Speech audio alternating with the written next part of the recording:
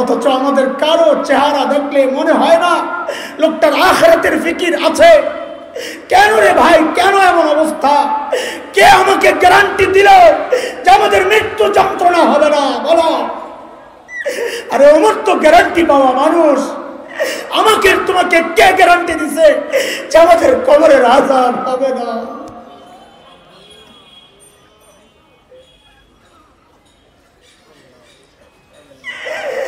ওমর তো গ্যারান্টি পাইছে ওমারু ফিল জান্নাহ, আবু বকর তো গ্যারান্টি পাইছে আবু বকর ফিল জান্নাহ। আমাকে তোমাকে কে গ্যারান্টি দিল যে আমরা জান্নাত পেয়ে যাব, জাহান্নাম থেকে বেঁচে যাব? কে গ্যারান্টি দিল? মৃত্যু মনে হয় যেন অনেক দূর, আমি প্রস্তুতি নিব, অনেক সময় আছে। আরে কে জানে এই জায়গায় এমন বহু মানুষ আছে যার কাফনের কাপড়টা দোকানে চলে আসছে।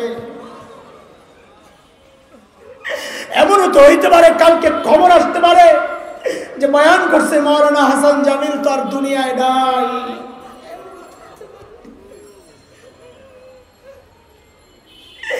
এমনও তো হইতে পারে চুল পাইকা সাদা হয়ে গেছে, গুনাহ ছাড়তে পারি না। দাড়ি পাইকা সাদা হয়ে গেছে, গুনাহ ছাড়তে পারি না। কবে ছাড়বা? মালিক ডেকে ডেকে জিজ্ঞেস করতেছেন তুই কবে ছাড়বি, কবে তোর অন্তরটা কেঁপে উঠবে? আলাম ইয়ানিল লাযিনা আমানু আন তাখশা কুলুবুহুম লিযিকরিল্লাহ। আল্লাহর ভয়ে কলিজাটা কাঁপা ওঠার সময় কি এখনো হয় নাই? আসসালামু আলাইকুম ওয়া রাহমাতুল্লাহি ওয়া বারাকাতুহু।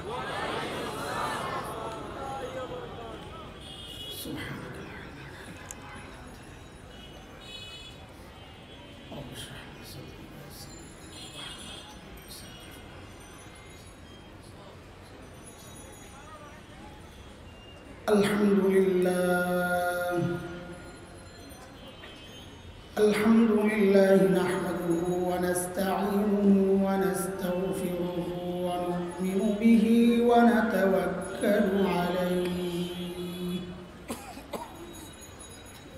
ওয়া না'উযু বিল্লাহি মিন শুরুরি আনফুসিনা ওয়া মিন সাইয়্যাতি আ'মালিনা।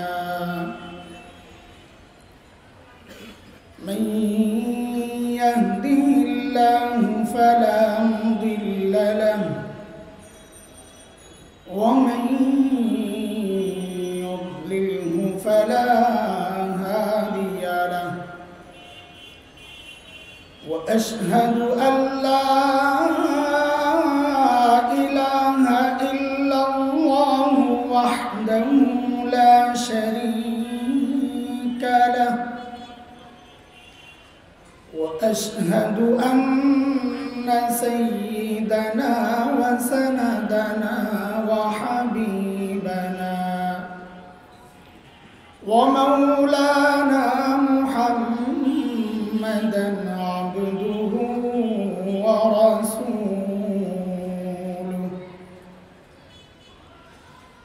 اللهم صل على محمد وعلى آل محمد كما صليت على إبراهيم وعلى آل إبراهيم إنك حميد مجيد.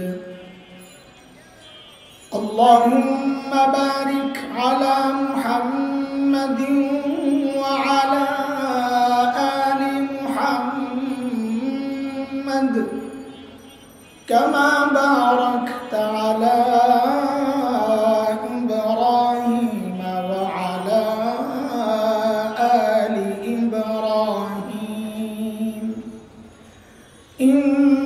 إنك حميد مجيد. أما بعد فأعوذ بالله من الشيطان الرجيم.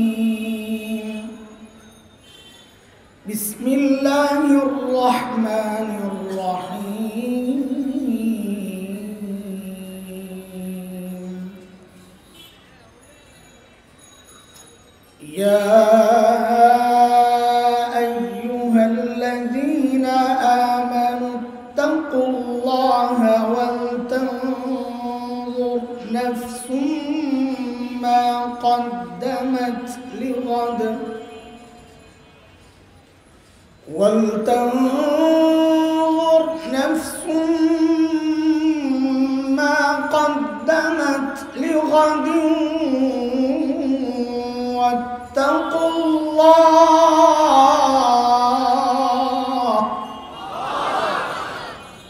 إن الله خبير بما تعملون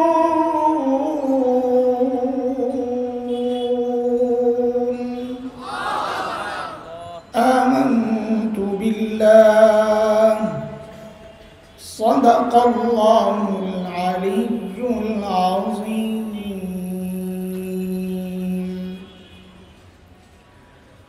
মুগদা থানা ইমাম ওলামা পরিষদ কর্তৃক আয়োজিত 2 দিনব্যাপী বার্ষিক ওয়াজ মাহফিলের আখিরি দিবসের চলতি অধিবেশনের সম্মানিত সভাপতি,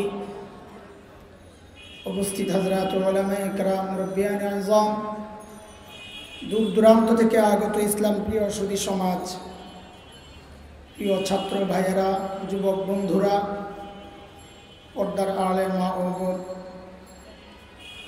আল্লাহ সুবহানাহু ওয়া তাআলার অশেষ মেহেরবানি, করুণা, দয়া,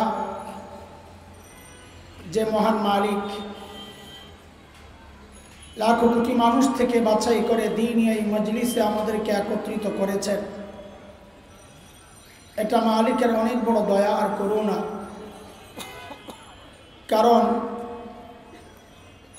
মালিক বলেছেন, আমি যাকে চাই কেবলমাত্র তার দিলটাকে দিন বুঝার জন্য আমি খুলে দিই। হতভাগা সে যার দিল শক্ত, দিন বুঝে না, তাকে বোঝানো হয় লাউ আর কদু কোনো পার্থক্য নাই, সে বলে না পার্থক্য আছে, কারণ দিল শক্ত, বুঝে না। তো আল্লাহ বলেন তারা স্পষ্ট গুমরাহির মধ্যে নিমজ্জিত। সূরা আনআমের মধ্যে মালিক বলেন, ফামান ইউরিদিল্লাহু আন ইয়াহদিয়াহু ইয়াশরাহ সাদরাহু লিল ইসলাম ওয়া মান ইউরিদ আন ইউদিল্লাহু ইয়াজআল সাদরাহু দায়িকান হারাজা كأنما يصعد في السماء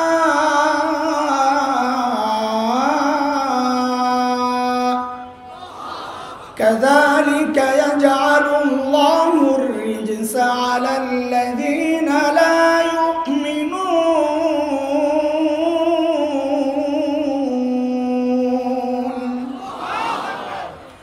এই আয়াতের মধ্যে রব্বি কারীম এই কথাগুলো বলেছেন। মুহতারাম হাজরিন, আল্লাহ বলেন যাকে আমি দিন বুঝার মানসিকতা দেই না, কান্নামা ইয়াসআদু ফিস সামা, তার জন্য দিনের উপর চলা আসমানে ওঠার মতো কঠিন। আল্লাহ চেয়েছেন বলেই আমরা এই মজলিসে এসেছি, আলহামদুলিল্লাহ। আমার তো বাদ ঈশা বয়ানের কথা ছিল, এখানে বয়ান করে অন্য জায়গায় যাব। তো ওলামা হযরতগণ নিশ্চয়ই তাদের কোনো ঝামেলার কারণে সেটিংয়ে এদিক সেদিক হয়েছে, কিন্তু আমরা তো মজবুর, অন্য জায়গায় বাধা ওয়াদা দেওয়া, এই টাইম মতো পৌঁছা লাগবে। আমাদের জন্য বিষয়গুলো খুব বিব্রতকর। আমি উসুলি মানুষ, টাইম মেনটেন করা আমার এটা খুব উসুলের আওতায়। এই জন্য আমি অনুরোধ করব, যেহেতু উলামায়ে কেরামের মজলিস, উসুলের উপর উলামায়ে কেরামই তো থাকবেন, বে উসুলি যারা করে তাদেরকে উলামায়ে কেরাম উসুলের উপর আনবেন, এটা অনুরোধ রেখে গেলাম। সামনে হয়তো দেখা নাও হইতে পারে, অনুরোধ করার সুযোগ নাও পেতে পারে। মুহতারাম হাজরিন, সূরা হাশরের ছোট্ট একটা আয়াত আমি তিলাওয়াত করেছি। আল্লাহর কাছে তৌফিক চাই যেন এই আয়াতের উপর ভিত্তি করে এমন কিছু কথা আল্লাহ বের করে দেন যেই কথাগুলো আমার নিজের জন্যে সাথে আপনাদের জন্যেও হেদায়েতের কারণ হয়ে যায়। এই আয়াতে আল্লাহ তাআলা আমাকে আপনাকে বড় মায়া করে ডাক দিয়েছেন, ইয়া আইয়ুহাল্লাযীনা আমানু। এই ডাক মনিবের বড় মায়ার ডাক। মুফতি শফি রহমতুল্লাহ আলাইহি বলেছেন এটা আল্লাহ তাআলা কোরআনে মুমিনদেরকে দুই ভাবে ডেকেছেন, এক ইয়া আইয়ুহাল্লাযীনা আমানু, আর এক ইয়া আইয়ুহান নাস, ও মানুষ। হযরত মুফতি শফি রহমতুল্লাহ আলাইহি বলেন এই দুই ডাকের মধ্যে অনেক পার্থক্য আছে। আমরা আমাদের সন্তানদেরকে ডাকার ক্ষেত্রেও এই পার্থক্যগুলো করি। সন্তানকে কখনো নাম ধরে ডাক দেই, এই আব্দুল্লাহ, তো সন্তান বুঝে যে বাবার মুড বেশি একটা ভালো না, অজানা এক আশঙ্কা কাজ করে। কিন্তু বাবা যখন সন্তানকে, বাবা আর সন্তানের যে সম্পর্ক, ওই সম্পর্ক ধরে যখন ডাক দিয়ে বলেন আব্বু, তখন সন্তান বুঝে বাবা আমাকে মায়া করে ডাক দিয়েছে। ঠিক আল্লাহ তাআলা যখন ডাক দেন ইয়া আইয়ুহান নাস, ও মানুষ, তখন বুঝে নেওয়া হয়তো আল্লাহ তাআলা রেগে আছেন। কিন্তু যখন আল্লাহর সাথে বান্দার যে সম্পর্ক, ওই সম্পর্ক ধরে যখন ডাক দিয়া বলেন ইয়া আইয়ুহাল্লাযীনা আমানু, ও ঈমানদারেরা, তখন বুঝে নেওয়া যে আল্লাহ তাআলা বড় মায়া করে ডাক দিয়েছে। আমি যে আয়াতে কারিমা তিলাওয়াত করেছি, এই আয়াতে আল্লাহ বড় মায়া করে ডাক দিয়ে কি বলছেন? মালিক বলেন ইয়া আইয়ুহাল্লাযীনা আমানুত্তাকুল্লাহ ওয়াল তানজুর নাফসুম মা কদ্দামাত লিগাদিন ওয়াত্তাকুল্লাহ। আল্লাহ দুইটা হুকুম করেছেন। এক হচ্ছে ঈমানদারেরা আল্লাহকে ভয় করো, এই বিষয়ে আমি কথা বলবো না। দ্বিতীয় বিষয় ওয়াল তানজুর নাফসুম মা কদ্দামাত লিগাদ। আল্লাহর পক্ষ থেকে হুকুম যে প্রত্যেকটা মানুষের উচিত তার আখিরাত নিয়ে চিন্তা করা। প্রত্যেকের, শুধু শ্রোতাদের বক্তাবাদ আল্লাহ বলেন না, প্রত্যেকের। শুধু সাধারণ মানুষের আলেমরা বাদ আল্লাহ বলেন না, প্রত্যেকের। শুধু মুরিদের জন্য পীরসাব্বাদ আল্লাহ বলেন না, প্রত্যেকের। মুসল্লিদের জন্য ইমামবাদ, কথা বলেন, আল্লাহ বলেন না, প্রত্যেকের। ভাই লাইট বন্ধ করো, লাইট। ডিজিটাল যুগে লাইট দিয়া ভিডিও করা লাগে, তুমি কি জন্য এই টাচ মোবাইল চালাও?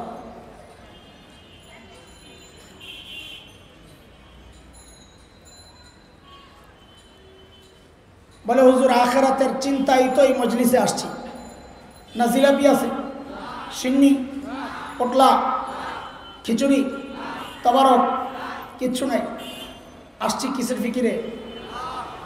আখিরাতের ফিকির। কিন্তু দোস্ত, আমাদের আখিরাতের ফিকিরগুলো যথার্থ হচ্ছে কিনা?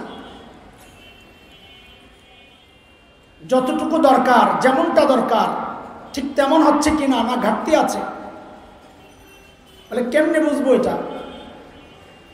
তো আল্লাহ তাআলা হযরতে সাহাবায়ে কিরাম রিদওয়ানুল্লাহি আলাইহিম আজমাইনকে আমাদের নমুনা আর মডেল বানাইছেন যে তুমি তোমার ঈমানকে সাহাবীদের ঈমানের সাথে মিলায়া দেখো।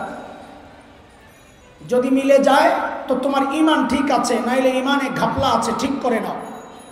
কার কথা?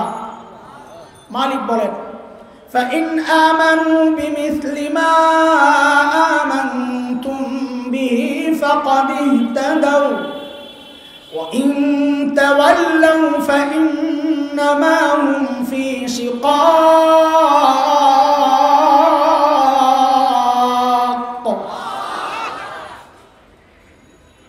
আল্লাহ বলেন বান্দা তোমার তাকওয়াকে সাহাবীদের তাকওয়ার সাথে মিলায় নাও। বলে কেন মিলাবো? বলে কারণ আমি তাদের তাকওয়ার পরীক্ষা নিয়েছি, ওই পরীক্ষায় তারা পাস। তোমারটা যদি মিলে তো তুমিও পাস। কার কথা? মালিক বলেন উলাইকাল্লাযীনা ইমতাহানাল্লাহু কুলুবাহুম লিত্তাকওয়া লাহুম মাগফিরাতুন ওয়া আজরুন আযীম।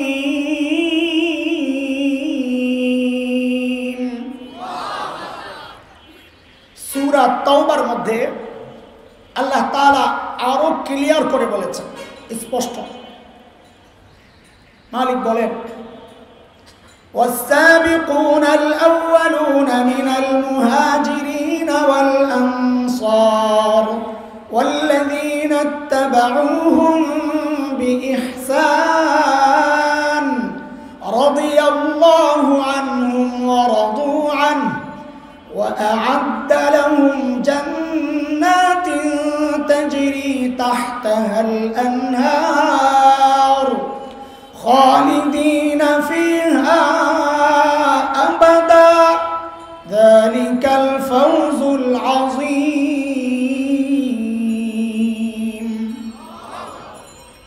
এই আয়াতে আল্লাহ বলেন সাহাবীরা আমার উপর রাজি ছিল, আমিও তাদের উপর রাজি, আর তাদের জন্য আমি জান্নাত তৈরি করে রাখছি। সংক্ষেপ তর্জমা করলাম বুঝানোর জন্য। তো বলে আল্লাহ আমাদের কি হবে? তো আল্লাহ তাআলা এই আয়াতে ছোট্ট করে জবাব দিচ্ছে ওয়াল্লাযীনা ইত্তাবাউহুম বিইহসান, যার ঈমান সাহাবীদের ঈমানের মতো হবে, যার আমল সাহাবীদের আমলের মতো হবে, আল্লাহ বলেন ও বান্দা তোমার জন্য আমি জান্নাত বানায় রাখব।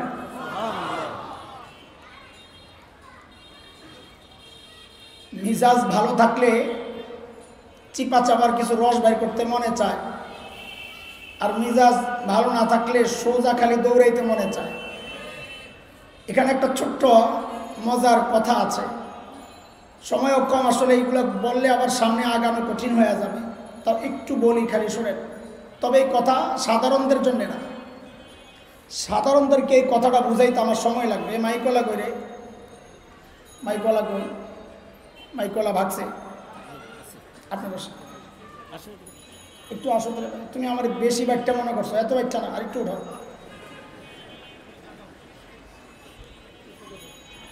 পাও বেশি ছোট, এমনি বডিটা এত বাচ্চা না, ওটা আসো আমি বাচ্চা দিই না, বদ্ধ তুমি হয়ে যাবে বাচ্চা, তোমার পোলা হইব, পোলা না হলে নাতি হইব। একটু নামা ওটা, এত লম্বা না, রাখ রাখ যা, ঠিক আছে। এই সমাজের কিছু মানুষ আছে, হযরত উলামায়ে কেরাম একটু লক্ষ্য করে, এই সমাজের কিছু মানুষ আছে যাদের কাজ হচ্ছে আলেমদের ভুল ধরা খালি। আপনার তাকবীর হয় না, হাত বান্ধা হয় না, জোরে আমিন কর না কেন, সহি হাদিসে আছে, আছে নাই পাবলিক? এরা কারা? বেশিরভাগ হচ্ছে এরা ওই সমস্ত মানুষ যাদের ওস্তাদ এই আলেমরা না, যাদের ওস্তাদ হচ্ছে ফজিলাতুল শেখ আল্লামা মুফতি ইন্টারনেট লানাতুল্লাহি আলাইহি। ঠিক আছে না? সাধারণ মানুষকে এরা খুব বিভ্রান্ত করে, আলেমদের বিরুদ্ধে খালি খেপায়। এই বিভ্রান্তির মধ্যে একটা বিভ্রান্তি হচ্ছে, আমাদের মাদ্রাসায় একটা কিতাব পড়ানো হয় ফিকহর, অনেক বড় কিতাব, সাইজও বড়, মানেও বড়, হিদায়া। হিদায়ার মধ্যে কোথাও কোথাও ইমামে আবু হানিফা রহমতুল্লাহ আলাইহির নামের পাশে আছে রাদিয়াল্লাহু আনহু। তো এরা পাবলিক এগুলা দেখায়, দেখো এই হানাফিরা কত খারাপের খারাপ, ইমামে আবু হানিফাকে সাহাবী বানায় দিছে। কেমনে? কই যে ইমামে আবু হানিফার পাশে রাদিয়াল্লাহু লাগাইছে, দেখো। তো সাধারণ মানুষ চিন্তা করে, হরে কথা তো ঠিকই আছে, মৌলবীরা তো আমগরে অনেক ধোকা দেয়, ইমামে আবু হানিফা সাহাবী না, এটা তো সবাই জানে, তাবিঈ, তো ওনার নামের পাশে রাদিয়াল্লাহু লাগাইছে কেন? এরে দোস্ত, সাহাবী ছাড়াও রাদিয়াল্লাহু লাগানো যায় কি যায় না, এই আয়াত হচ্ছে প্রমাণ। আমি যে আয়াতটা পড়লাম, এই আয়াত হচ্ছে তার প্রমাণ। কেমনে? এটা সাধারণরা বুঝবেন, বুঝাইতে আমার সময় লাগবে। আপনাদেরকে বলবো না, যারা খোঁচা খায় এদেরকে বলে আমি আগাইতে থাকি। والسابقون الأولون من المهاجرين والأنصار, এই পুরা অংশটুকুর মেজদাক উদ্দেশ্য হযরতে সাহাবায়ে কেরাম। এত তো কোনো সন্দেহ নাই। এরপরে ওয়াও লিল আতফ, আল্লাযীনা ইত্তাবাউহুম বিইহসান, এটা হচ্ছে মাতুফ। والسابقون الأولون من المهاجرين والأنصار معطوف عليه। আমরা জানি মাতুফ আলাইহির গায়র হয়। আপনারা বুঝেন, একটু বুঝবেন। আমার কাছে জায়েদ আসছে এবং ওমর আসছে, বলেন জায়েদ আর ওমর কি একই ব্যক্তি? মাঝখানে এবং লাগাইছি, বোঝা গেল দুইজন দুই ব্যক্তি। এবং দিয়া এবং আর আরেকটা, আগেরটা আর পরেরটা দুইজন একই ব্যক্তি না, এটা বুঝা। তো ওয়াসাবিকুনাল আউয়ালুনা মিনাল মুহাজিরিন ওয়াল আনসার, ইনারা হচ্ছেন সাহাবী। আল্লাযীনা ইত্তাবাউহুম বিইহসান, যারা সাহাবীদের অনুসরণ অনুকরণ করে, ইনারা হইলেন গায়রে সাহাবী। যেহেতু ওয়াও আতফ মাতুফ আলাইহির গায়র হয়। পাবলিক চিন্তা করতেছে কি কইতেছে আল্লাহ, একটু 1 মিনিট আইতেছে, সহ্য করে। আল্লাহ তাআলা সাহাবী এবং গায়রে সাহাবী উভয়ের ক্ষেত্রে আল্লাহ বলতেছেন রাদিয়াল্লাহু আনহুম ওয়া রাদু আন। কি বোঝা গেল? সাহাবী ছাড়া গায়রে সাহাবীকে রাদিয়াল্লাহ কে বলছেন? আল্লাহ। সত্য হইল তারা যেন সাহাবীদের জীবনের মতো নিজের জীবনকে সাজায়। কাজী আবু হানিফা তো বহুত দূরের কথা, আমি তো আমার মামুরেই রাদিয়াল্লাহ বলতে পারুন, কারণ তিনিও সুন্নতের জীবনের দ্বারা পরিচালিত। আলহামদুলিল্লাহ। যে কোনো আলেমকে তো রাদিয়াল্লাহ বলা যাবে, কারণ আলেমরা সাহাবীদের জীবন অনুসরণ করেই তো চলে। খালাস, বাদ দেন, ডরায়ের নাইতেছে। কি বুঝলাম এই জায়গা থেকে? যে আমাদের আমলকে কাদের সাথে মিলাইয়া দেখতে হবে। হ্যাঁ, একটা জিনিস মনে রাখেন, সাহাবীদের আমলের সাথে আমাদের আমল হুবহু মিলবে না, কখনো না।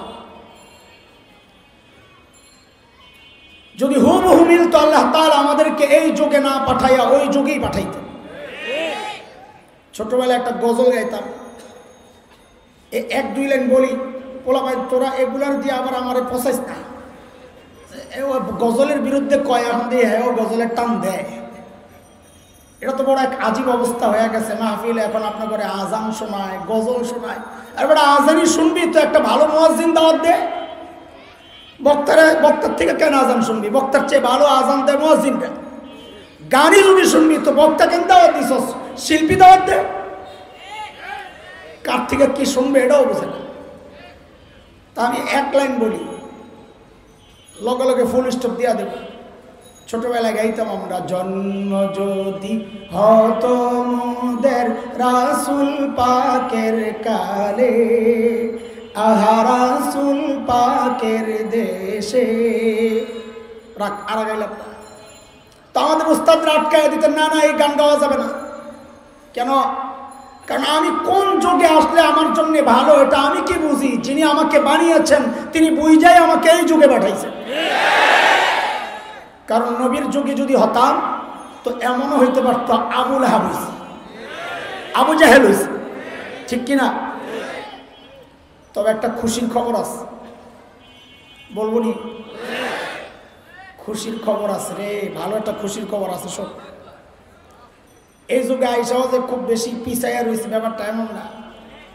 আলহামদুলিল্লাহ। কও আগে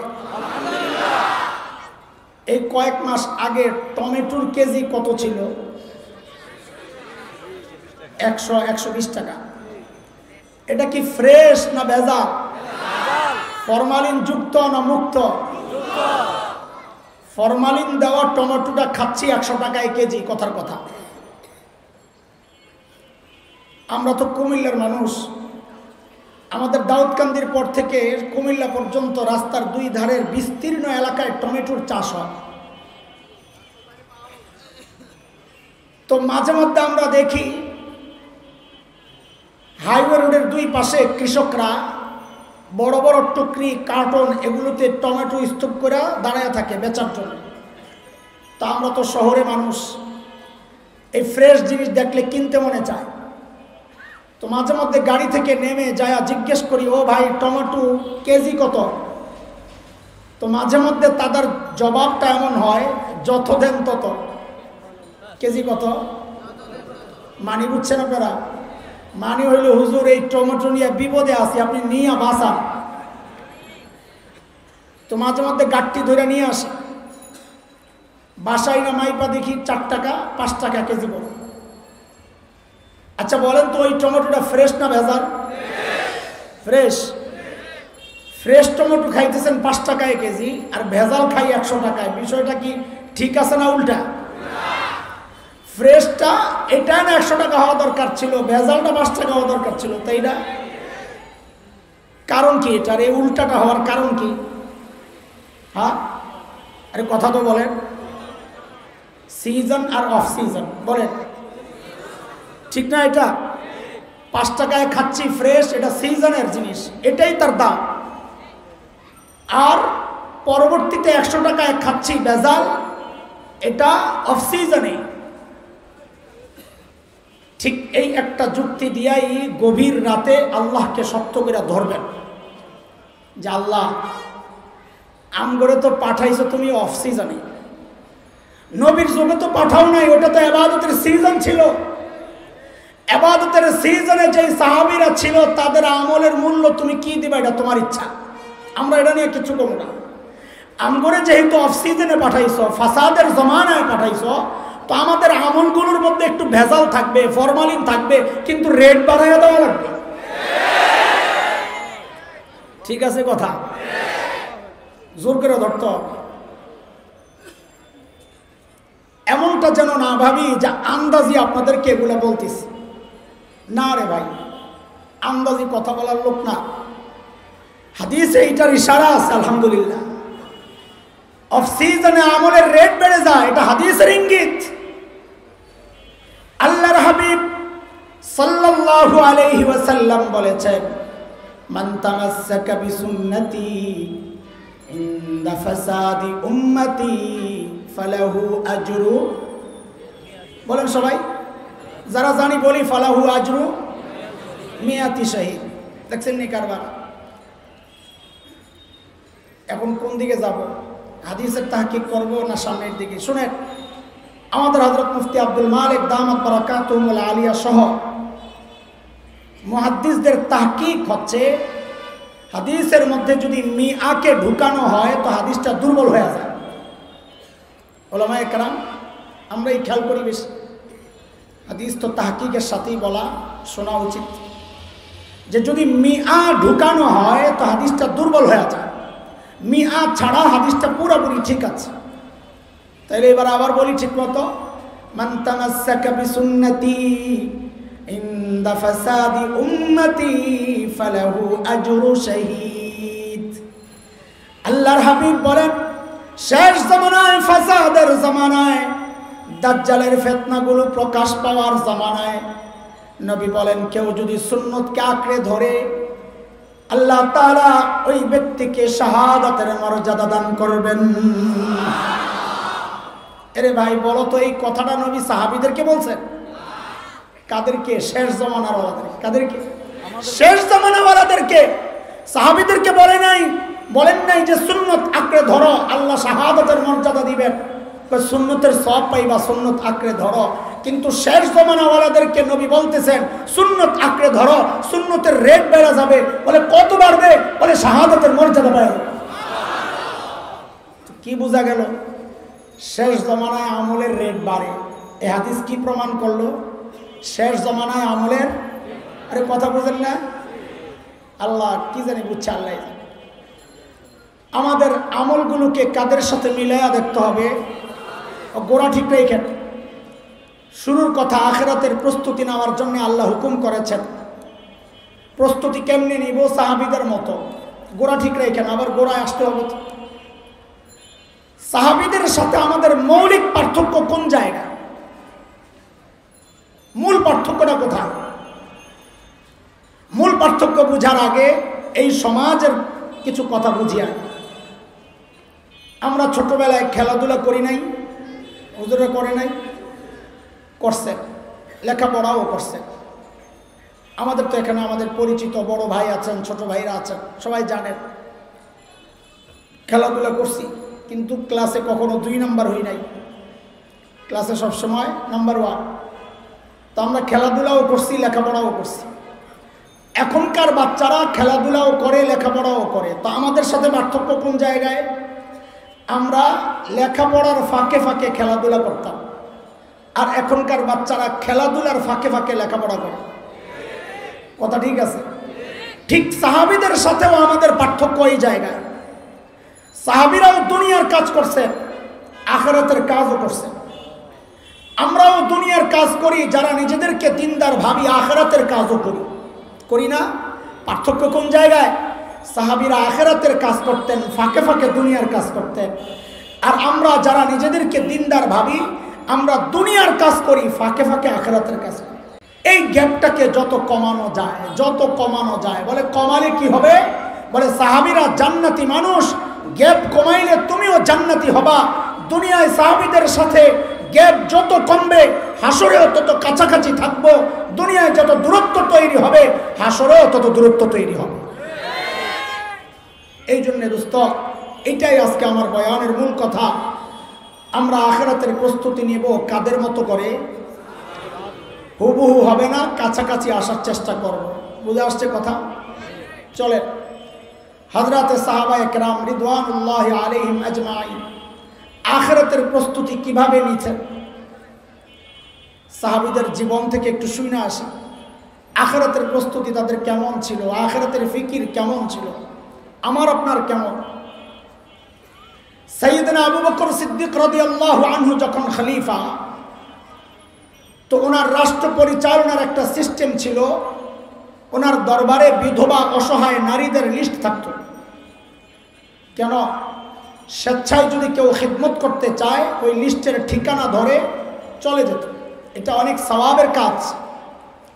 নবী আলাইহিস সালাম বলেছেন, যারা ইয়তীম আর বিধবার দায়িত্ব নিবে, ওই ব্যক্তি আর আমি জান্নাতে পাশাপাশি থাকব। সুবহানাল্লাহ। এটা তো বড় আফসোসের কথা যে এই সময়ের মানুষ কোনো বিধবার দায়িত্ব নিবে থাক দূরের কথা, নিজের আপন বিধবা মায়ের তো খবর লয় না। বড় আফসোসের কথা। একদিন সাইয়েদনা ওমর ইবনুল খাত্তাব রাদিয়াল্লাহু তাআলা আনহু আসছেন দরবারে। উদ্দেশ্য কোন এক বিধবার খিদমত করবে। চিন্তা করেন, ওমরের মতো মানুষ, এত বড় মানুষ বিধবার খিদমত করবে, আসছে লিস্ট নেওয়ার জন্য। এসে দেখেন যে সমস্ত নাম বোট খালি নাই, ওই নিচে একটা নাম খালি, যার পাশে কারো নাম বসানো নাই। হযরত ওমর চিন্তা করলেন, তাইলে এই বুড়ির খিদমত আমিই করবো, যা।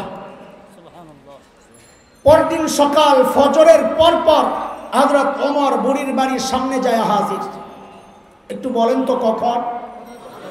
বলেন বলেন। কথা কেন জিজ্ঞেস করতেছি? দৃষ্টি আকর্ষণের জন্য, জরুরি একটা কথা বলবো। এটা কোরআনের তরিকা, এটা হাদিসের তরিকা।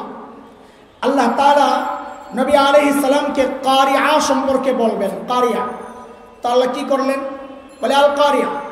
কারিয়া, কারিয়া কি? মাল কারিয়া, ওমা আদরাকা মাল কারিয়া। আপনি চিনেননি কারিয়া কি? এত কথার দরকার কি? আপনি ডাইরেক্ট বলে দিলেই তো হয় কারিয়া কারে কয়। এটা উদ্দেশ্য হচ্ছে নবীকে চূড়ান্তভাবে মনোযোগী বানানো, এরপর আল্লাহ বলবেন। হাদিসেও তরিকা এটা। হযরত মুআজ ইবনে জাবাল রাদিয়াল্লাহু আনহু নবী আলাইহিস সালামের পেছনে একই বাহনের মধ্যে নবী ডাক দিলেন, ইয়া মুআজ। হযরত মুআজ বলেন, আমি জবাব দিলাম, লাব্বাইকা ওয়া সা'দাইকা ইয়া রাসূলুল্লাহ, আমি তো আপনার পেছনে আছি। নবী আবার ডাক দিলেন, ইয়া মুআজ। বলে আমি আবার বললাম, জি আমি হাজির হুজুর। নবী আবার ডাক দিলেন, ইয়া মুআজ। হযরত মুআজ বলেন, আমি আবার বললাম যে আমি হাজির। বর্ণনার মধ্যে হযরত মুআজ বলতেছেন, এরে নবী যে আমাকে ডাকছেন, আমি সাড়া দিচ্ছি। নবী বারবার ডাকছেন, আমি বারবার সাড়া দিচ্ছি। মানে এটা না যে আমি এত দূরে যে আমার সাড়াটা নবী শুনেন না, বরং লাইসা বাইনি ওয়া বাইনাহু ইল্লা মুখারাতার রাহিল, নবী আর আমার মাঝখানে খালি একটা কাঠ, যেই কাঠটা ওটের মধ্যে বাঁধে হেলান দিয়ে বসার জন্যে, পিছনের জন ধরে বসার জন্য। হযরত মুআজ বলেন নবী আর আমার মাঝখানে শুধু একটা কাঠ। তারপরেও নবী বারবার কেন ডাকলেন? হযরত মুআজকে চৌকান্না করার জন্যে, মনোযোগী বানানোর জন্যে, যেন পরবর্তী কথাটা মনোযোগ দিয়ে আসে। এই জন্য আপনাদেরকে প্রশ্ন করা, হযরতে সাইয়েদনা ওমর বুড়ির বাড়িতে কখন গেছেন? ফজরের নামাজের পরপর। কেন কথাটা বললাম? কারণ সাহাবায়ে কেরাম দিনের কাজ শুরু করতেন ফজরের পরপর। নবী আলাইহিস সালাম যারা সকালে কাজ করেন তাদের জন্য বরকতের দোয়া করছেন। শেখ ইবনুল কাইয়িম রাহমাতুল্লাহি আলাইহি জাদুল মাআদের মধ্যে আসছে। শেখ ইবনুল কাইয়িম বলেন যারা সকালে ঘুমায়, মনোযোগ দিয়ে শোনো, যারা সকালে ঘুমায়, শেখ ইবনুল কাইয়িম বলেন তাদের ঘর থেকে জিন্দেগিতে অভাব দূর হবে না। এই জন্য দোস্ত সকালের ঘুম বাদ ইনশাআল্লাহ। আমারে যায় তো পাইবেন, আমি সকালে ঘুমাই। আমি না, যারা একটু ওয়াজে যায় সবাই সকালে ঘুমায়, তারপরে তো মনে মনে খুশি, যাক একটা জায়গায় বক্তা করে সাইজ করার একটা রাস্তা পাইছি, বরকত নাই করে। আম করলে এত পেরেশান হইও না। আল্লাহর সাথে আমাদের একটা বোঝাপড়া আছে যে আল্লাহ সারা রাত ঘুরাফেরায় থাকি, সকালে একটু ঘুমাই। আল্লাহ দুনিয়ার সবাইরে বরকত আপনি সকালে দিয়েন, আমাদেরটা বিকালে দিয়েন। তোমাকে কোনো সমস্যা নাই ইনশাআল্লাহ, আল্লাহ কবুল করবেন ইনশাআল্লাহ। পরদিন সকাল ফজরের পরপর সাইয়েদনা ওমর ইবনুল খাত্তাব বুড়ির বাড়ির দরজা নক করে বলে, মারে আপনার ঘরের কাজগুলো করার জন্য আমি ওমর ইবনুল খাত্তাব হাজির। বুড়ি ভেতর থেকে জবাব দেন, বাবারে প্রতিদিন যে আল্লাহর বান্দা আমার ঘরের কাজগুলো করেন, তিনি ইতিমধ্যেই ওই কাজ করে তো চলে গেছেন। কখন?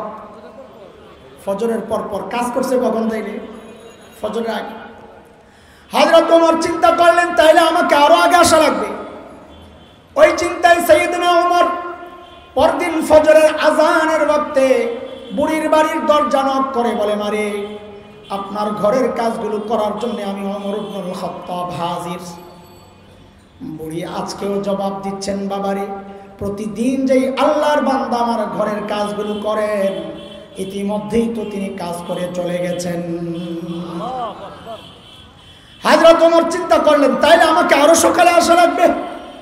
ওই চিন্তায় হযরত ওমর পরদিন তাহাজ্জুদের ওয়াক্তে বুড়ির বাড়ির দরজায় যায় নক করে বলে, মারে 2 দিন থেকে আমি ওমর ইবনুল খাত্তাব খালি হাতে ফিরে গেলাম, আপনার কাজগুলো পাই নাই, আজকে নিশ্চয়ই আপনার ঘরের কাজগুলো করতে পারবো। আরে বুড়ি হযরত ওমরকে অবাক করে জবাব দিচ্ছেন, বাবারে প্রতিদিন যে আল্লাহর বান্দা কাজগুলো করেন, তিনি ইতিমধ্যেই কাজ করে চলে গেছেন। এই কখন? তাহাজ্জুদের সময়। তাহাজ্জুদের অর্থ কোনটা? ফজরের আগে। কয়টা বাজে? 3টা, 2টা, 5টা। এটা তো রাত্রের এদিক সেদিকের উপরে। আচ্ছা ওটা তো আলেমরা ফতোয়া দিবে, তাও তোমরা যাই না। এটার জন্য আমি জিজ্ঞেস করি নাই। সূর্য যখন ডুবে, সূর্য যখন ওঠে, গোটা টাইমটাকে ভাগ করবা, 12 ঘন্টা না 10 ঘন্টা না 9 ঘন্টা হিসাব করবা, করে 3টা টুকরা করা হবে। 3 টুকরা করে 2 টুকরা বাদ দিয়ে তৃতীয় টুকরা যেখান থেকে শুরু, ওইটাই সাহারির ওয়াক্ত, ওইটাই তাহাজ্জুদের ওয়াক্ত। ঠিক আছে কথা? এইটা আমি জিজ্ঞেস করা মাকসাদ না, আমার কাছে একটা ডিজিটাল ব্যাখ্যা আছে তাহাজ্জুদের ওয়াক্তের। সেটা কি? বলে এই যুগের পোলাপাই রাত্রে শুইয়া ইন্টারনেট, ফেসবুক, ইউটিউব বন্ধ কইরা যখন ঘুমাইতে যায়, ওটা হলো তাহাজ্জুদের ওয়াক্ত। এটা ডিজিটাল ব্যাখ্যা। এর জন্য সবচেয়ে বেশি ক্ষতিগ্রস্ত হয় কারা জানেন? রাত্রে যারা চুরি করত, সবচেয়ে বিপদে আছে। যে ঘরেই যায় একটু দেখে ভিতরে মানুষ ঘুমাইছে কিনা, দেখে কোনো না কোনো আল্লাহর বান্দা আসমানের দিকে মুনাজাত দিয়া শুয়ে রয়েছে। ঠিক নি কথা? আবার ঠিক কয় বেহায়ারা, শরম লাগে না, থামরা দাঁত খুলে লাগবে। ফাজিল কথা। গজব আসবে না কেন? এইবার হযরত ওমরের টনক নড়ছে, কিরে এত রাতে কে কাজ করতে আসবে? আমার কাজের দরকার নাই, আগে বুজুর্গ বাইর করা লাগবে। খেয়েই বুজুর্গ। পরদিন আসার পর সাইয়েদনা ওমর ইবনুল খাত্তাব রাদিয়াল্লাহু তাআলা আনহু বুড়ির বাড়ির দরজার সামনে এক ঝোপের আড়ালে চুপচাপ বসে আছেন। দেখবেন এই গভীর রাতে কে কাজ করার জন্য আসে। হযরত ওমর লক্ষ্য করলেন এক আল্লাহর বান্দা চোরের মতো খালি পায়ে পা টিপে টিপে বুড়ির বাড়ির দিকে আগায়। হযরত ওমর কয়, আহেন আহেন, রেডি আছে। যেই না সামনে আসছে হযরত ওমর দাঁড়িয়ে গেছেন। এই কে আপনি? বাপরে, হযরত ওমরের যে আওয়াজ! রাতও গভীর, মানুষটাও একা। এইরকম কোন সিচুয়েশনে যদি আমি পড়তাম, আমারও যদি হঠাৎ করে কে, আমি সাথে সাথে আমার কাপড় নষ্ট হয়ে যেত। হযরত ওমরের আওয়াজে ওই ব্যক্তি ভয় পাবেন থাক দূরের কথা, উল্টা হযরত ওমর যাকে দেখলেন নিজেই চমকায়া গেছেন। দেখেন ইনি আর কেউ না, খলিফাতুল মুসলিমিন আবু বকর সিদ্দিক রাদিয়াল্লাহু তাআলা। ওমর তো অবাক হয়ে গেছে। আবু বকর, আরে আপনি?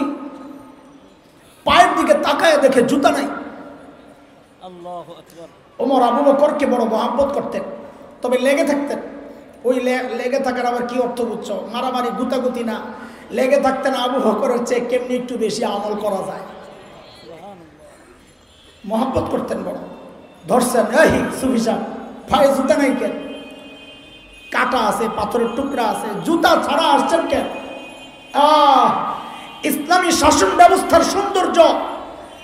খলিফাতুল মুসলিমিন রাষ্ট্রপ্রধান জবাব দিচ্ছেন, ওমর জুতা পরলে চটচট আওয়াজ হয়, যদি মানুষের ঘুম ভাঙ্গা যায়। কোন জমানায় বাস করি, ঘুম তো দূরের কথা, জানেরই তো নিরাপত্তা নাই। আমাদের আকাবিররা উলামায়ে দেওবন্দ সাহাবীদের যে নমুনা আমরা বলি, একটা উদাহরণ শোনো।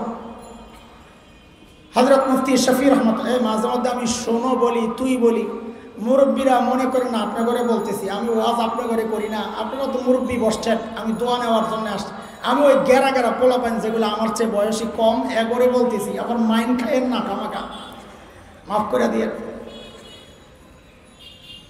মুফতি শফি রহমতুল্লাহ আলাই লিখেছেন যে আমি লেখাপড়ার পর দারুল দেওবন্দের উস্তাদ হযরত আসগর হুসাইন রহমতুল্লাহ আলাইহির সান্নিধ্যে নিজের আত্মসংশোধনের জন্যে, আত্মশুদ্ধির জন্যে হযরতের সোহবতে কিছুদিন ছিলাম। তো একদিনের ঘটনা লিখতেছেন। মুসলমান একটু মনোযোগ দিয়ে শোনো, কারা ছিলেন আমাদের আকাবির, ইসলাম কাকে বলে শোনো। তো হযরত মুফতি শফি রহমতুল্লাহ আলাইহি বলেন, একদিন হযরতের সাথে রাতে যাচ্ছি, এক জায়গায় গিয়ে হযরত জুতাটা খুলে ফেললেন। জুতাটা খুলে খালি পায়ে কিছু দূর আগায়া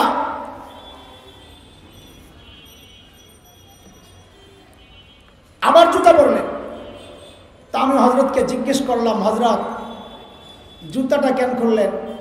বুঝলাম না তো। না চা খাবো, চা খাবো না, পরে খাবো, এখন খাবো না, পরে আবার না দেওয়া, আবার এটা চিন্তা করি, আরেক মুসিবত। আপনি খান। বলবেন চিনি ছাড়া চা, চোখ লাগাইয়া খামাখা ডিস্টার্ব করিস না, মজা লাগে না, তিতা।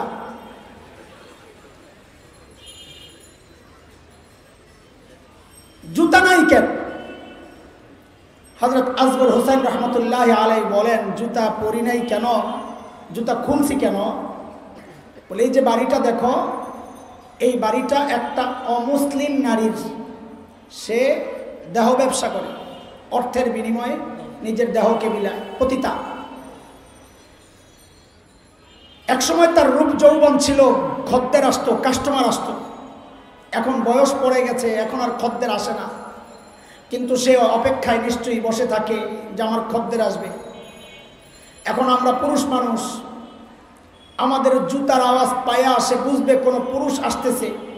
যদি সে আশাবাদী হয় যে আমার কোনো খদ্দের আসতেছে, আমি যখন চলে যাব আশাহত হয়ে সে কষ্ট পাবে, আমি চাই না এই কষ্টটা সে পাক।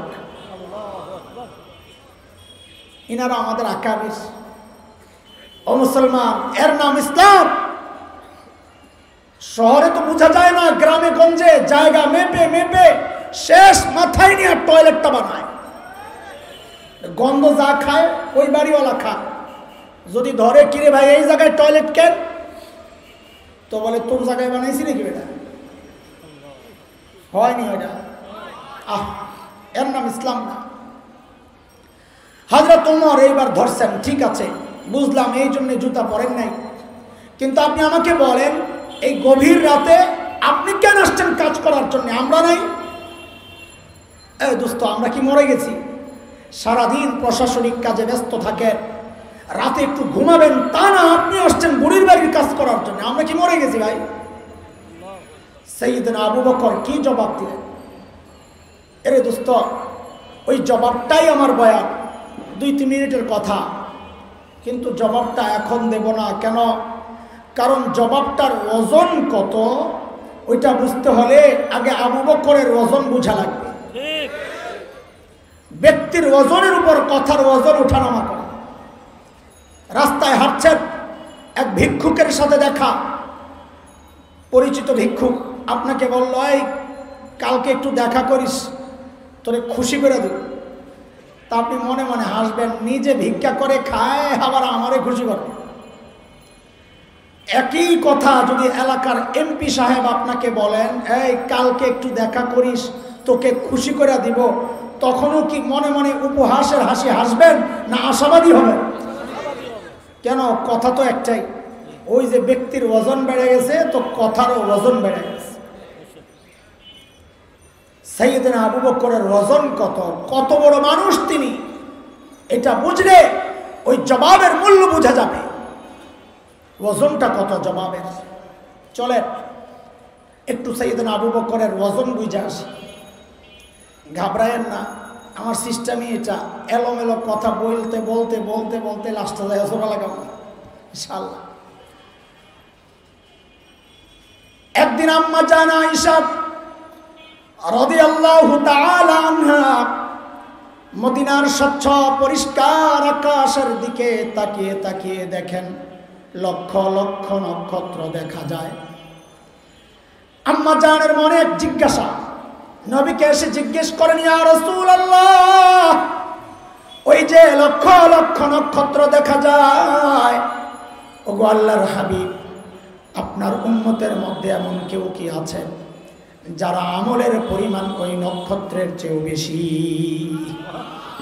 কেউ কি আছেন ইয়া রাসূলুল্লাহ? আল্লাহর হাবিব বলেন আয়েশা আছে একজন। কয়জন? ও ভাই কথা বলো, কয়জন?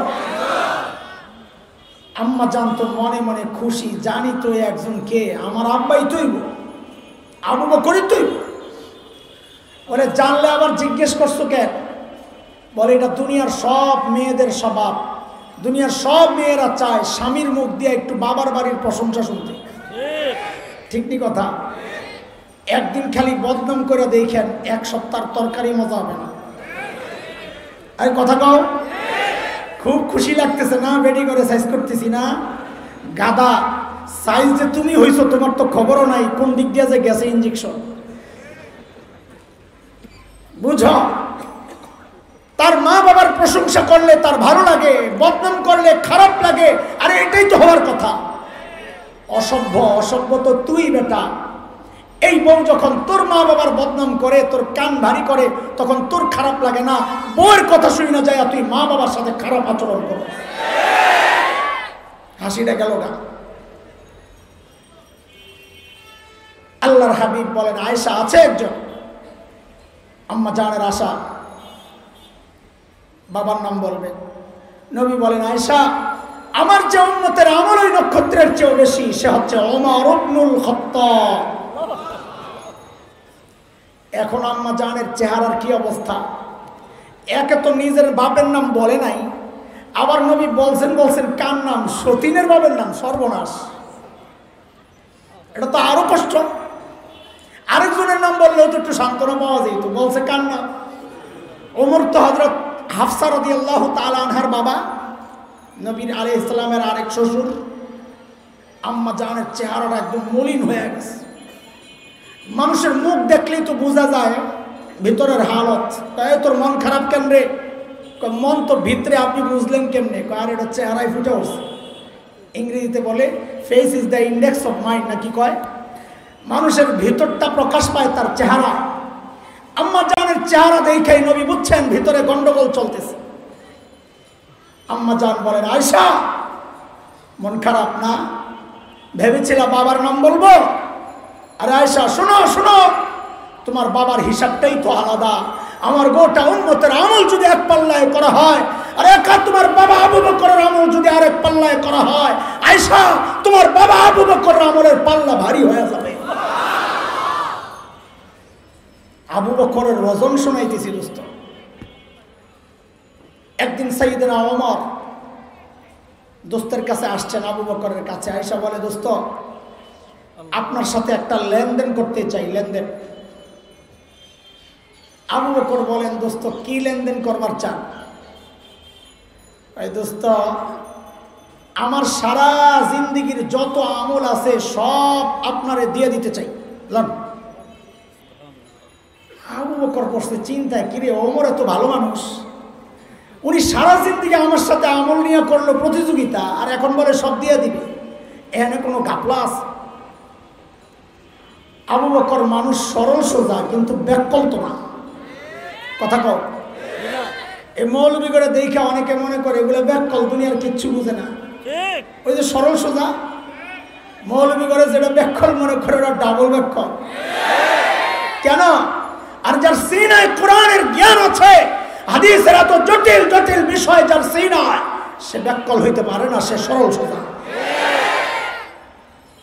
আমাদের একজন বড় মুফাসসির ছিলেন আল্লামা মুস্তাফা আল হুসাইনি রহমতুল্লাহ আলাইহি, মনে আসেনি না?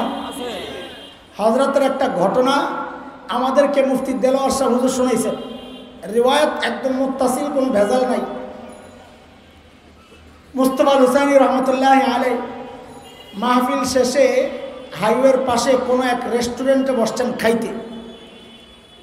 তো খাওয়ার শেষ, প্লেট চেটে চুটে খাচ্ছেন সুন্নত তরিকায়। একটা হাড্ডি ছিল, এটারে চাবাইতেছেন লাস্টে। পাশের টেবিলে এক ভদ্রলোক বসে বসে চা খায়। কি খায়? আরে কথা তো বলো। দুনিয়ায় এমন কিছু মানুষ আছে মৌলবীদেরকে দেখলে যাদের চুলকানি শুরু হয়। আছে আছে, ওই বেড়া ওই ক্যাটাগরিজ। হ্যাঁ, চা খায় আর হুজুরের হাড্ডি খাওয়ার দৃশ্য দেখে মনে মনে ভাবতেছে হুজুরের একটু সাইজ কইরাই। চার কাপটা হাতে নিয়ে হুজুরের টেবিলের সামনে দাঁড়ায়, এক্সকিউজ মি। রিয়াজ বলেন, বলে একটা কথা জিজ্ঞেস করতে চাই। বলে করেন। বলে আচ্ছা হুজুর, আপনাদের এলাকায় কুকুরে কি খায়? দেখছেন নি কারবার? সে হুজুরকে বুঝাইতে চাইতেছে আপনি যেমনি হাড্ডি খাইতেছেন, কুকুরের হাড্ডি খাওয়ার স্টাইল এরকম। অথবা আপনি যে কুকুরের খানাটা খাইয়ে লাইতেছেন, কুকুর কি খাবে? মানে হুজুরের কুকুর বানাই দিছে আর কি, নাউজুবিল্লাহ। এত মনে করছে এই প্রশ্ন করার পর হুজুরের চোখ দিয়া নাক দিয়া পানি বাইর হইতে, তো হুজুর মনে কাটিয়ে করে দেবো দুঃখে আর কষ্টে। এত টের পায় না যে ভীমরুলের বাসায় হাত দিছে। যেই না জিজ্ঞেস করছে হুজুর আপনাদের এলাকায় কুকুরে কি খায়, হুজুরের এর দিকে তাকায় না, হাড্ডি চাবায় আর আস্তে করে কয় আমাদের এলাকায় কুকুরে চা খায়।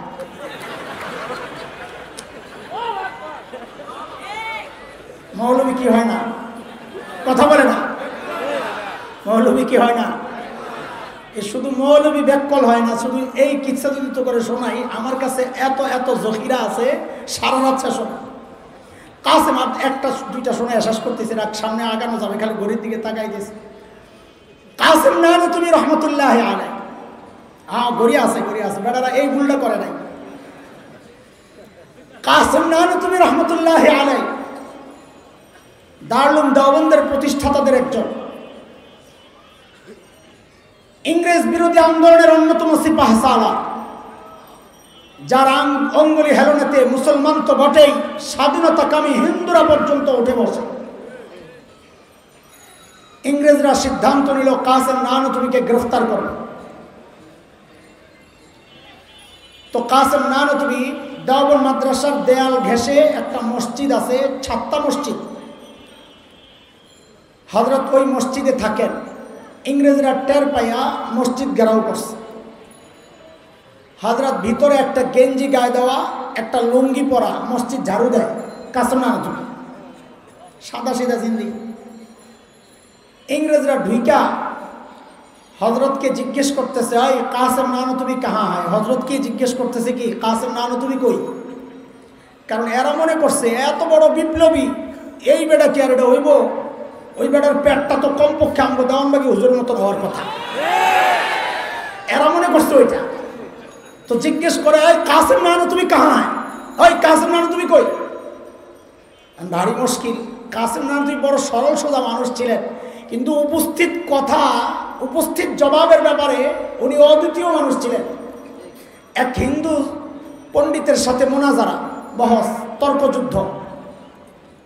তো মোনাজারার আগে খাইতে বসছে। তো হিন্দু তো অনেকগুলা খাইছে, একদম হাদিসের কথা, কাফেররা 7 আঁতে খায়, আর ইমানদার ওয়াল মুমিন ইয়াকুলু ফি মিআন ওয়াহিদ, অল্প খায়। কাসেম নানতুবি বুজুর্গ অল্প খায়। পোলাপাইন যারা ডায়েট করো তারা আবার নিজে করে মনে মনে বুজুর্গ ভাইব না, তুমি সুস্থতার জন্য অল্প খাও, আর বুজুর্গরা রোগকে শাস্তি দেওয়ার জন্য অল্প খাইতেন।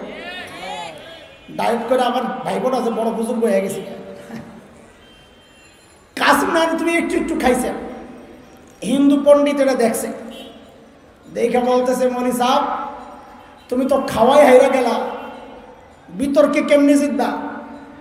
কাসেম নানতুবি উপস্থিত জবাব দেওয়ার ব্যাপারে অদ্বিতীয় বললাম। যেই না বলছে তুমি তো খাওয়াই হাইরা গেলা, বিতর্কে কেমনি জিতবা? কাসেম নানতুবি সাথে সাথে জবাব দেন, ওরে ভাই খাওয়া নিয়ে যদি প্রতিযোগিতা করতে হয় তো আমার সাথে না যাইয়া মহিষের সাথে কর যায় না। তো ইংরেজরা যায় ঢুইকাই জিজ্ঞেস করতেছে, ওই কাসেম নানতুবি কাহা হয়? কাসেম নানতুবি কই? এখন কাসেম নানতুবি যদি বলেন মাই হো, আমি কাসেম নানতুবি, তো ধরা পড়ে। আর যদি বলেন পাতা নেই, আমি জানি না, তো মিথ্যা হয়। উপস্থিত বুদ্ধি করছেন কি বেড়া, বুড়ে বেড়া যেই জায়গায় দাঁড়ায় ছিলেন ওখান থেকে সরছেন, তো আগের জায়গাটা খালি হয়েছে না? তো এমন একটা ভাব লইছেন যে বুঝতে একটু কষ্ট হয়েছে কথাটা। হ্যাঁ কাসেম নানতুবি, ও আচ্ছা, ও তো আমি হাতে, উনি তো একটু আগে এখানেই ছিল। তো কথা তো ঠিকই আছে, একটু আগে তো এখানেই ছিল, এখন তো সরে গেছে। ইংরেজরা মনে করছে একটু আগে এখানে ছিল, এখন বুঝি পালায় গেছে। সাইয়েদনা আবু বকর মানুষ সরল সোজা, কিন্তু কি না, আবু বকরের ব্যাপারে এরকম অনেক কিসসা আছে। সূরা লাহাব যখন নাজিল হয় তো এটার মধ্যে তো উম্মে জামিলের কথাও আছে, আবু লাহাবের বউ, যে তোরও সাইজ করা। উম্মে জামিল তো বেডি আবু লাহাবের শেষে তা করা। মুফাসসিররা লেখেন রাস্তায় যখন ঘুরতো উম্মে জামিল, তো দেখলে বোঝা যাইতো না এটা বেড়া না বেডি। শাহবাগের স্লোগান কন্যা আর কি। উম্মে জামিল একটা পাথর লইছে, নবীরে মারবে, হারামে ঢুকছে। নবী আলাইহিস সালাম বসে বসে তিলাওয়াত করতেছেন, আবু বকর পাশে বসে বসে পাহারাদারি করছেন। আহারে সাইয়েদনা আবু বকর এই পাহারা দিতে যায় যে কত মাইর নিজে খাইছে। আল্লাহ, আবু বকর দেখছেন উম্মে জামিল আসতেছে, হাতে পাথর, নমুনা বেশি ভালো না। নবীকে আস্তে আস্তে কানে কানে বলছেন, ইয়া রাসূলুল্লাহ উম্মে জামিল আসতেছে, নমুনা ভালো না, হাতে পাথর। নবী বলেন, আবু বকর আসতে দেন, উম্মে জামিল আমাকে দেখবি না, দেখবি না। কেন? কারণ কোরআনে তো আল্লাহ আগে জানায়া দিয়েছেন, সূরা বনি ইসরাইল আয়াত 45, আল্লাহ জানাইছেন নবীকে সুসংবাদ কি, فإذا قرأت القرآن جعلنا بينك وبين الذين لا يؤمنون بالآخرة حجابا مستورا। নবী আপনি যখন তিলাওয়াত করবেন তো আপনার আর বেঈমানদের মাঝখানে আমি নিরাপত্তা পর্দা দিয়ে দিব, তারা দেখবে না আপনাকে। উম্মে জামিল আয়েশা এরকম খুঁজতেছে, তো আবু বকর তো বুঝছেন, হা তুমি তো আসলেই দেখো না। আবু বকররে ধরছে উম্মে জামিল, ওই মোল্লা তোর লাগেরটা কই? বলে এই শুনকে মোল্লা কইছে রে, অন্তন করে বুঝাইতে যোগের শব্দই বলা লাগবে আমার। ওই মোল্লা, কাট মোল্লা, জঙ্গি তোর লাগেরটা কই? এখন আবু বকর যদি বলেন লা আদরি, আমি জানি না, তো মিথ্যা হয়, সিদ্দিক কাটা যায়। আর যদি বলেন এই যে নবী, তা আবু বকর নিজে মার খায়, কারণ উম্মে জামিল মনে করবে আবু বকর বুঝি উম্মে জামিলের সাথে দুষ্টামি করতেছে, কারণ নবী তো নাই, হয়তো দেয় না। তা আবু বকর নিজে মার খেব। তা আবু বকর কি জবাব দিলেন? সাথে সাথে আসতে করে বলে, খুঁজে দাও। কি কয়? খুঁজে দাও। হিজরতের সময় নবী আর আবু বকর রাস্তায়, কাফেররা খুঁজতেছে ধরার জন্য 100 ওট পুরস্কার, 100 ওট পুরস্কার। বহুদূর এক জায়গায় ধরা পড়ছে নবী আর আবু বকর এক কাফেলার হাতে, কিন্তু তারা নবী আর আবু বকরকে চিনে না। খবর পৌঁছে গেছে যে দুইজন পালাইতেছে, ধরো 100 ওট পুরস্কার। সামনে আবু বকর, পেছনে নবী। তো আবু বকরের ধৈরা জিজ্ঞেস করতেছে, এই মাম্মা আক, তোমার সাথে এই লোককে? এখন আবু বকর যদি বলেন লা আরিফ, আমি চিনি না, তো সিদ্দিক কাটা যায়। আর যদি বলেন হ্যাঁ যা নবী ইউনাইনি, আমাদের নবী, তো নবুয়ত শেষ হয়। তো আবু বকর উপস্থিত, চালাক, ব্যাকল না, ওইটা বুঝাইতেছি। কি জবাব দিলেন? হাজার রজুল ইয়াহদিনি, ইনি আমার রাস্তা দেখায়। তো পাবলিক মনে করছে পাহাড়ি এলাকা তো রাস্তা চিনে না বুঝি, রাস্তা দেখায়। কিন্তু আবু বকর তো নিয়ত করছেন ইয়াহদিনি ইলাল জান্নাহ, তিনি আমার জান্নাতের রাস্তা দেখায়। আবু বকর কি ছিলেন না? আরে কথা বলেন তো। সাইয়েদনা ওমর বললেন, আবু বকর আমার সারা জিন্দেগির আমল আবু বকর আমি আপনাকে দিয়া দিতে চাই। হযরত আবু বকর বুঝলেন এই কথার মধ্যে কোনো ঘাপলা আছে। কয় ওমর, বুঝলাম সারা জিন্দেগির আমল আমাকে আপনি দিয়া দিবেন, কিন্তু ছোট্ট করে একটু বলেন না আমার কি দেওয়া লাগবে, আমার কি দেওয়া লাগবে? হযরত ওমর বলেন, আবু বকর বেশি কিছু চাই না। আরে কমটা কি কর না তাড়াতাড়ি। বলে আবু বকর ওই যে হিজরতের সময় নবীর সাথে 3 রাজ্যে সাউর গুহায় ছিলেন, আবু বকর ওই 3 দিন আমাকে দিয়ে দিবেন, আমি আমার সারা জিন্দেগির আমল আপনাকে দিয়ে দিব। কয়দিনের আমল চাইছে? কয়দিনের? অবাক লাগে না? সাইয়েদনা ওমর কি বুঝলেন গোমর যে ওই 3 দিনে এমন কি আছে রহস্য, যার কারণে ওমর বুঝেছেন আমার সারা জিন্দেগির আমলের চেয়ে আবু বকরের ওই 3 দিনের আমল বেশি দামি। কি বুঝলেন এটা? আরে দোস্ত, এই গোমর একটু শোনা দরকার আপনাকে। কথা না বললে আমি তো আগাইতে পারব না। শুনবেন? হ্যাঁ, আপনাকে আগ্রহ না থাকলে তো আমি খামাখা।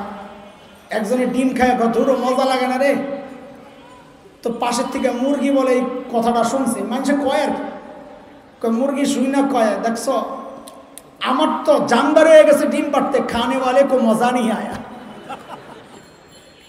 আমার তো কথা বলতে জান শেষ, আর ঘড়ি দেখতেছি আর চিন্তা করতেছি ওই বেটাকে কি অবস্থা, আর তুমি যদি মজাই না লাগে, তো শেষে আমার তো জান বেরিল, তুমি মজা না পাইলে আমার তো আমও গেল, সালাও গেল।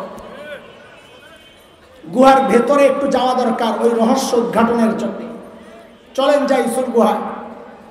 কিন্তু গুহায় ঢুকার আগে গুহার মুখটাকে আগে একটু বন্ধ করে আসে। চলেন। গুহার মুখের মধ্যে কে কে জানি বাসা বানাইছিল। আপনারা তো কত ওয়াজ শোনেন, আজকে ওয়াজের পরীক্ষা হইব আপনাকে। কে কে বাসা বানাইছে? মাকড়সার। কে কে বলেন বলেন? মাকড়সার। এই যে মুগদা থানা ওলামা পরিষদ সভাপতি সাহেব আমার পাশে বসা, কেশিয়ার সব কই ছিল? কেশিয়ার না দরকার আছে? আচ্ছা, সভাপতি হুকুম দিলেই তো কেশিয়ার মানবে। সঠিক উত্তরদাতাকে আমরা পুরস্কার দিতে চাই ওলামা পরিষদের পক্ষ থেকে। দিবেন নাকি? দিবেন তো ইনশাআল্লাহ। তাহলে এবার কত দেখি, কবুতরে ডিম পারছে কয়টা? কয়টা? 2টা, 3টা, একটাও না। এতদিন বইছে 3টা, একটাও ডিম পারে নাই। আর কে কে কোনো কথা আছে? সঠিক উত্তরদাতারে পুরস্কার। কয়টা ডিম পাইছে? একটা। মাশাআল্লাহ, সুবহানাল্লাহ। অনেকে মনে মনে চিন্তা করতেছে নবীর সাথে সংশ্লিষ্ট একটা গল্প নিয়ে আমি তামাশা করতেছি, তাই না? আসলেই তামাশা করতেছি। কেন? কারণ মুহাদ্দিসরা বলেছেন কবুতরের গল্পটা পুরাই জাল, বানোয়াট, মিথ্যা কথা। কবুতরে তো নাই, তুই ডিম লয়ে গণাগণি শুরু করছিস বেড়া, আবার পুরস্কারও আশা করে।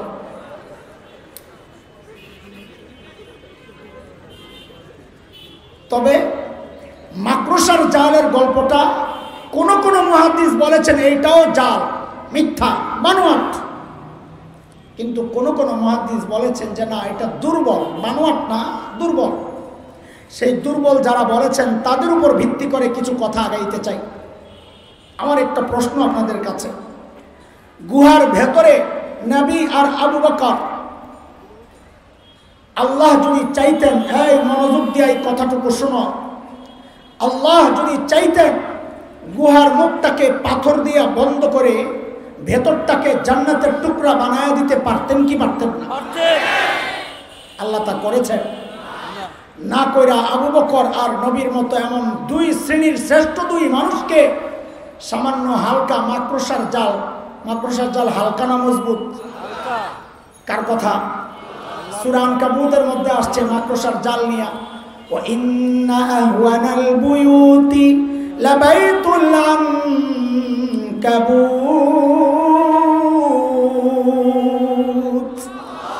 জগতের সবচাইতে দুর্বল আর হালকা বাড়ির নাম কি? মাকড়সার জাল, মাকড়সার বাড়ি। আল্লাহ এই হালকা জিনিস দ্বারা আবু বকর আর নবীর নিরাপত্তার ব্যবস্থা করছেন। কেন? ও দোস্ত, খেয়াল করো, দুনিয়াবাসীকে আল্লাহ জানায়া দিচ্ছেন, আরে মানুষ দেখো, আমি যদি আমার দিনকে বাঁচাতে চাই তো আমার সাবমেরিন দরকার লাগে না, পারমাণবিক অস্ত্র লাগে না, ট্যাঙ্ক কামান যুদ্ধ বিমান লাগে না, লাখো লাখো সৈন্য লাগে না, লাখো লাখো কর্মী লাগে না।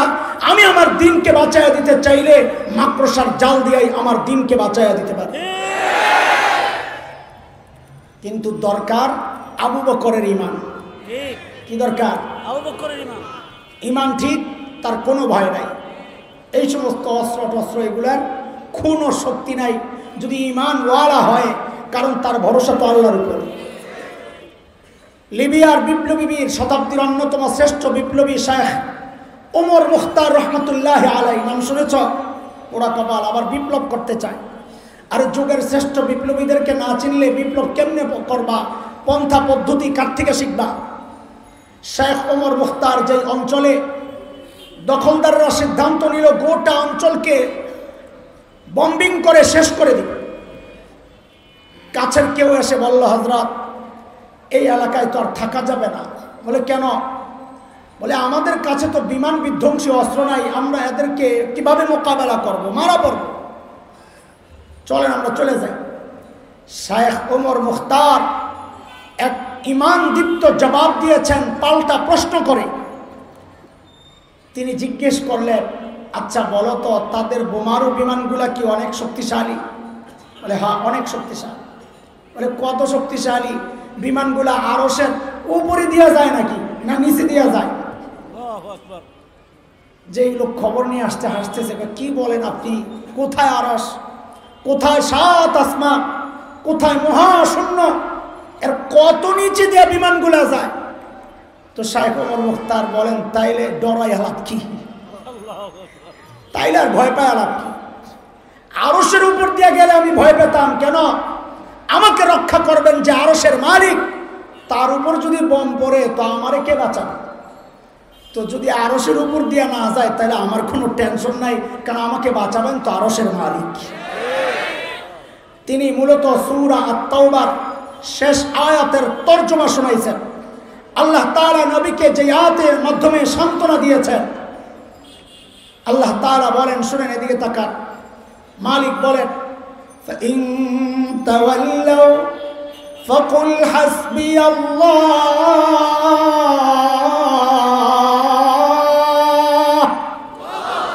لا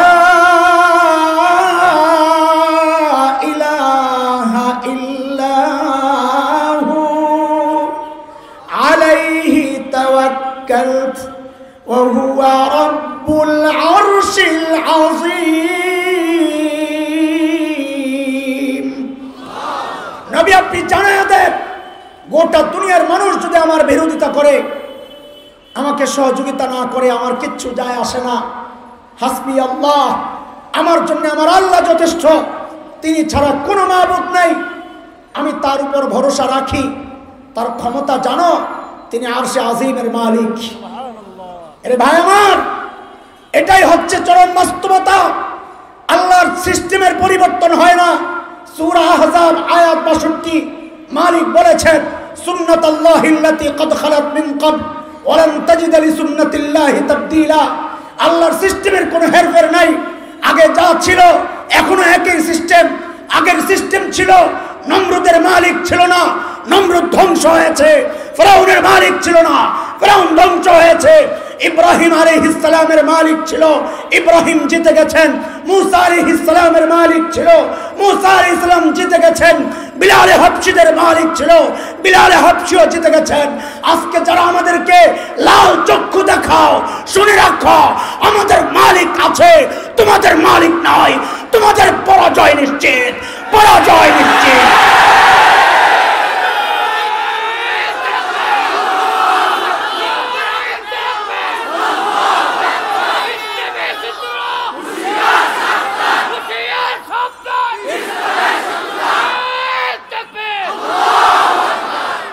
আমেরিকার লাল চক্ষু দেখে যারা ভয় পাও, তাদেরকে বলবো তুমি এই আয়াত বেশি বেশি পড়ো। ভারতের ভেস্কি দেখে যারা ভয় পাও, তাদেরকে শোনাইতে চাই তুমি এই আয়াতের উপর গবেষণা করো। ঈমান, ঈমান, ঈমান, এটা আমার চেতনা বিশ্বাস। মাঝে মধ্যে ভেস্কি মারে, এগুলা সব বিড়ালের মুখ। হাজারটা বিড়ালের মুখ একসাথে হইলেও মানুষের কলিজায় পানি শুকায় না, কিন্তু একটা বাঘের লেঞ্জা দেখলি তো খবর আছে। আরে তুমি তো বাঘের জাত, তুমি কেন তাদেরকে ভয় পাবা? যাদের মালিক আরশে আজিমের রব, তাদের কোনো ভয় নাই। উল্টা তাদেরকে শোনায় দাও, আমার দেশ দখল করবি তা দূরের কথা, আমরা তো স্বপ্ন দেখি দিল্লির লাল কেল্লায় আবারও কালিমার পতাকা পথ পথ করে উঠবে, পথ পথ করে উঠবে।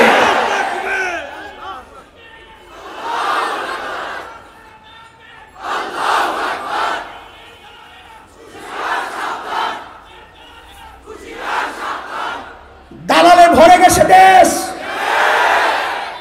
পালাতে পারবে না শেষমেশ। ইনশাআল্লাহ, ইনশাআল্লাহ। ইমানদাররা মরে যায় নাই। আমাদের সরলতাকে যেন কেউ দুর্বলতা না ভাবে।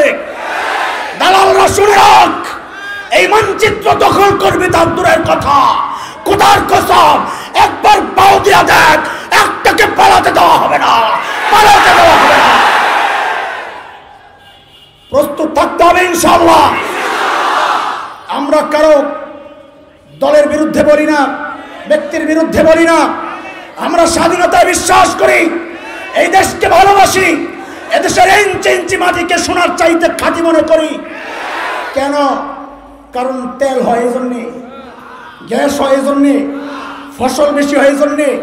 আরে না, সেজন্যে না, কারণ এই জমিন কারি ইব্রাহিমের জিকিরের সাক্ষী, এই জমিন হাফিজির চোখের পানির সাক্ষী, এই জমিন আল্লামা আহমদ শফির আন্দোলনের হুঙ্কারের সাক্ষী। এই জমিনের ইঞ্চি ইঞ্চি মাটি রক্ষায় যদি হাজারো কল্লা দিতে হয়, কল্লা দিতে প্রস্তুত, কল্লা দিতে প্রস্তুত। আওয়াজ উঠাইতে হবে মুসলমান। আমার শরীর থেকে আমার মাথা বিচ্ছিন্ন হতে পারে, আমার বুক থেকে কোরআন সরতে দেব না, সরতে দেব না ইনশাআল্লাহ।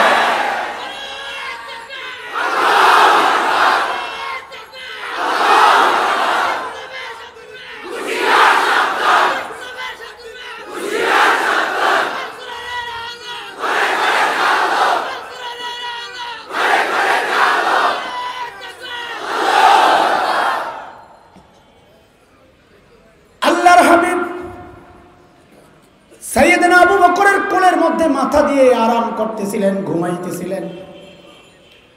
ঘুম থেকে উঠে দেখেন যে আবু বকরের চেহারার মধ্যে চিন্তার ছাপ। নবী জিজ্ঞেস করলেন, আবু বকর আপনি এত চিন্তিত কেন? সাইয়েদনা আবু বকর গুহার মুখের দিকে দেখালেন।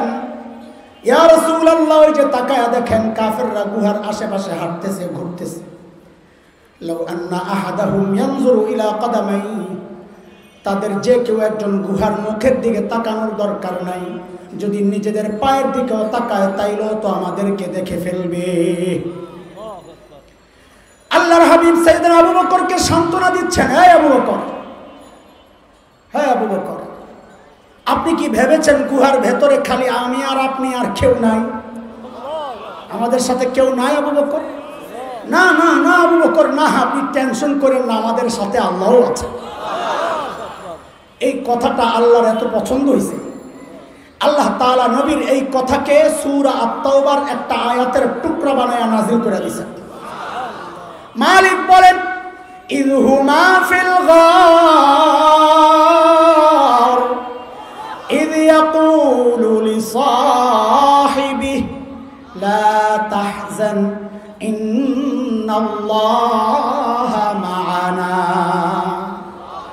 দুইজন যখন গুহায়, একজন যখন তার সঙ্গীকে বললেন, নবী যখন আবু বকরকে বললেন, এরে দোস্ত ওই যে বলেছি অনেক রস ছেড়ে দিয়া দিয়া দৌড়াই, মাঝে মধ্যে অসহ্য হইয়া এই কিছু কিছু বলতে হয়। দেখো আবু বকরের মর্যাদা এখানেও একটু প্রকাশ পাইছে। ইয ইয়াকুলু লিসাহিবি, আল্লাহ বলছেন একজন যখন তার সাহাবীকে বললেন, মানে কি আল্লাহ তাআলা আবু বকরকে নবীর সাহাবী হওয়ার স্বীকৃতি দিয়ে দিয়েছেন। কোথায় আবু বকরের মর্যাদা! এই জন্যে মুহাক্কিকরা বলেছেন, কেউ যদি আবু বকরকে সাহাবী অস্বীকার করে, আবু বকরের সাহাবিয়তকে অস্বীকার করে, তার ঈমান চলে যাবে। কেন? আবু বকরকে সাহাবী আল্লাহ বলেছেন, কোরআনের কথা।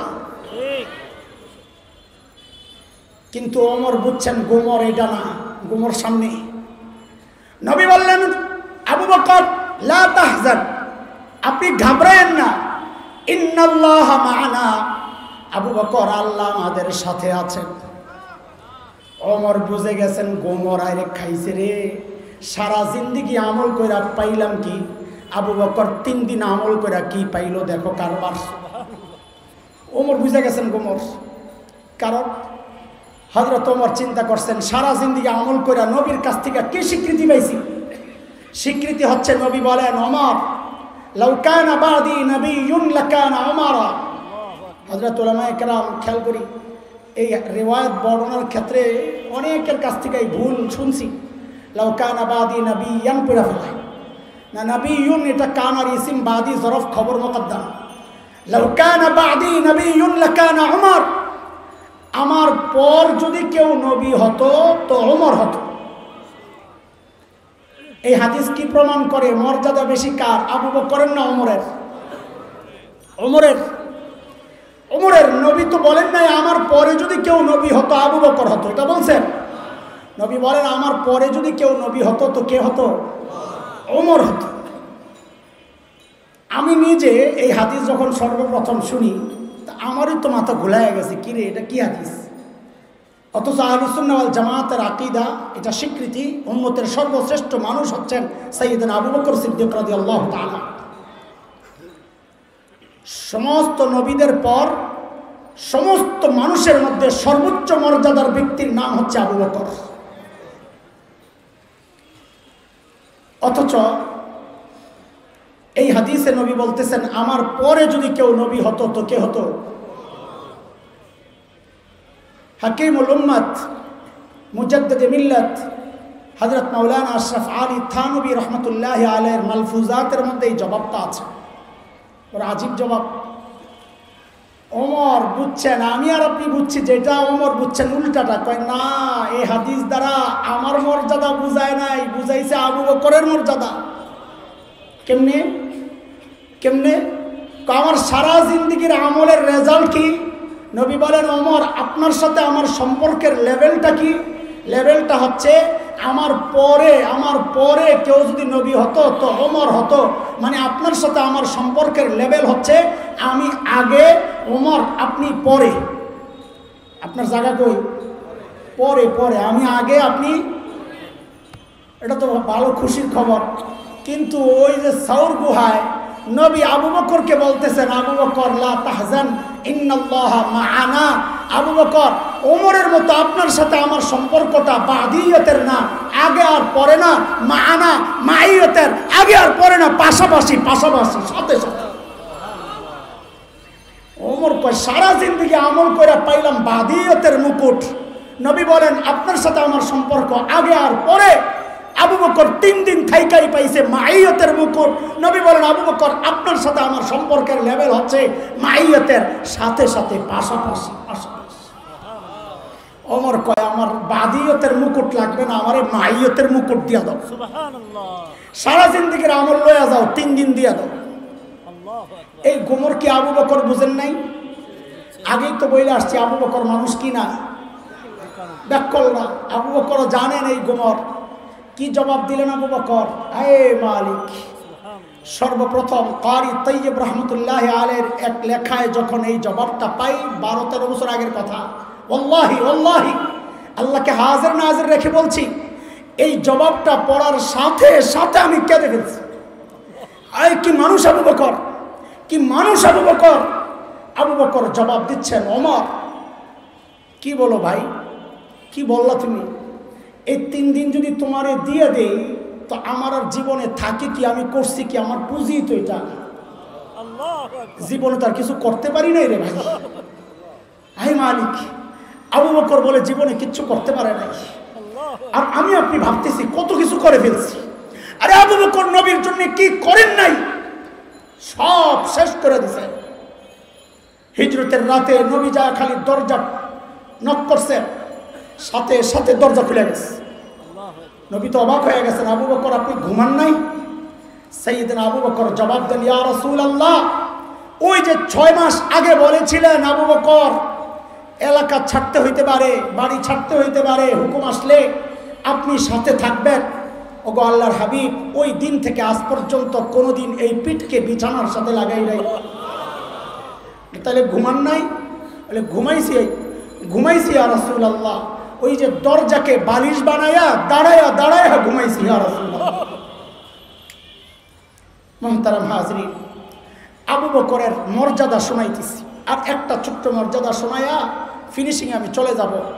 আমাদের মুফতি হযরত সাখাওয়াত হোসেন রাজি দামাত বারাকাতুহুল আলিয়াকে বা আপনাদের পরবর্তী প্রোগ্রাম সাজানোর জন্য আমি আগে একটু টাচ দিয়ে রাখলাম। তাবুকের যুদ্ধ, কঠিন যুদ্ধের সময় আল্লাহর নবী সাহাবায়ে কেরামের কাছে চাঁদা চাইছেন, এই কার কাছে কি আছে দাও, সহযোগিতা করো। আজকে তো ওমর মহা খুশি, মহা খুশি। কেন? কারণ আজকে চাঁদার ব্যাপার আসছে, তো আবু বকরকে হারাইয়া দিবে। কারণ আবু বকরের ঘোড়ার ঢিম নাই তো কিছু দিবে কি, সব শেষ।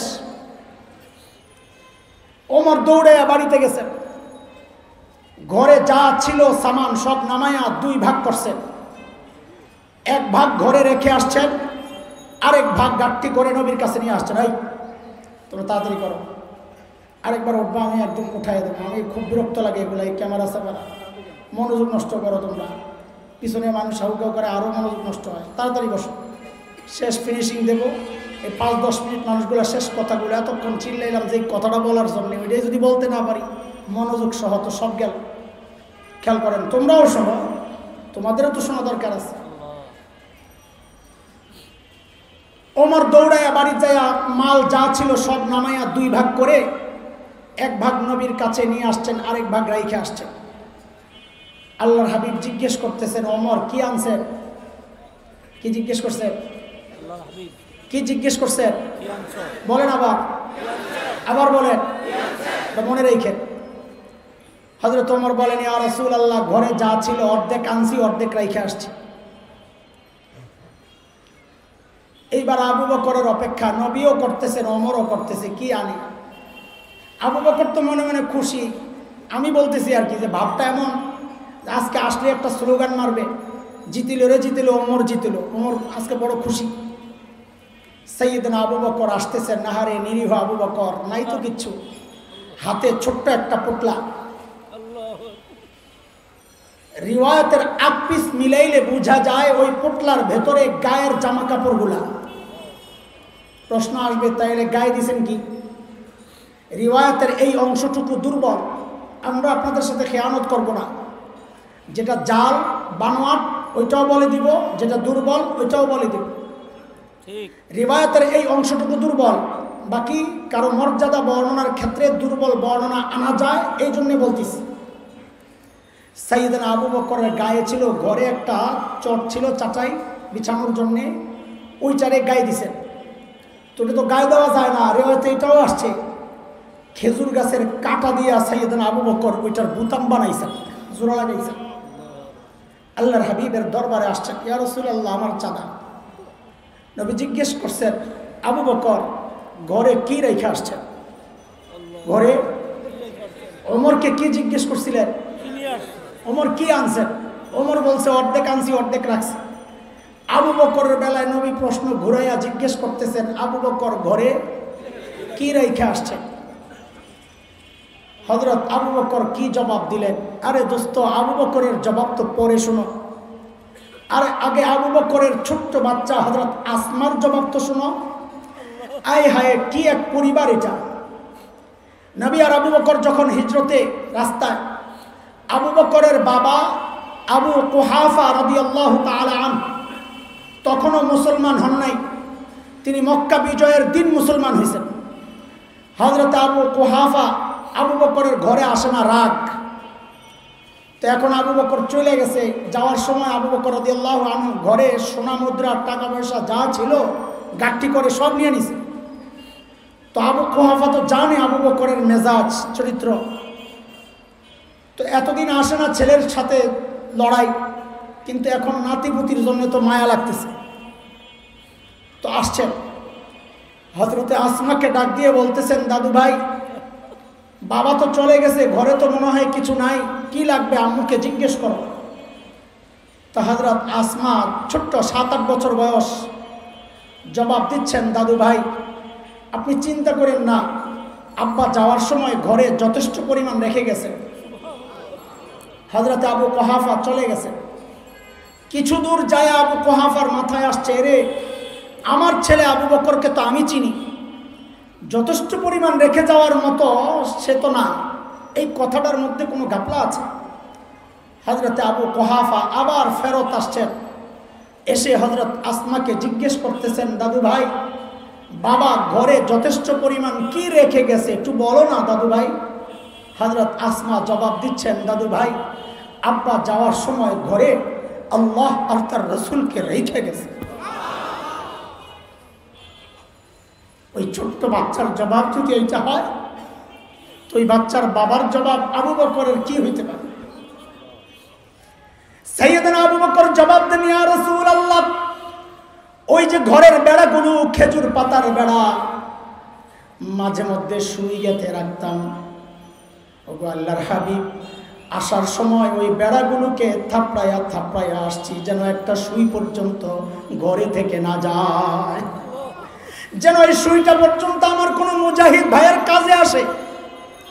ওগো আল্লাহর হাবিব, আসার সময় ঘরে একটা সুই পর্যন্ত রেখে আসি নাই, আসার সময় কেবল আল্লাহ আর তার রাসূলকে রেখে আসছি। এর মধ্যে জিবরাইল আমিন হাজির। এর দোস্ত আবু বকরের মর্যাদা শোনাইতেছে। জিবরাইল আমিন হাজির, নবীকে সালাম দিয়ে বলতেছেন, ইয়া রাসূলুল্লাহ আল্লাহ আবু বকরকে সালাম পাঠাইছেন। আমি আপনি ইবাদত করি কাকে খুশি করার জন্য? নবী যেমন ওমরকে আবু বকরকে প্রশ্ন করছেন উল্টা, আল্লাহ জানতে চাচ্ছেন উল্টা। জিবরাইল আমিন বলেন, ইয়া রাসূলুল্লাহ আল্লাহ জানতে চেয়েছেন, আল্লাহ তো আবু বকরের উপর রাজি, আল্লাহ তো আবু বকরের উপর রাজি। আল্লাহ জানতে চেয়েছেন আবু বকর আল্লাহর উপর রাজি কিনা। সাইয়েদনা আবু বকর কান্না শুরু করছেন, ইয়া রাসূলুল্লাহ আমি আমার মালিকের উপর রাজি, আমি রাজি, আমি রাজি।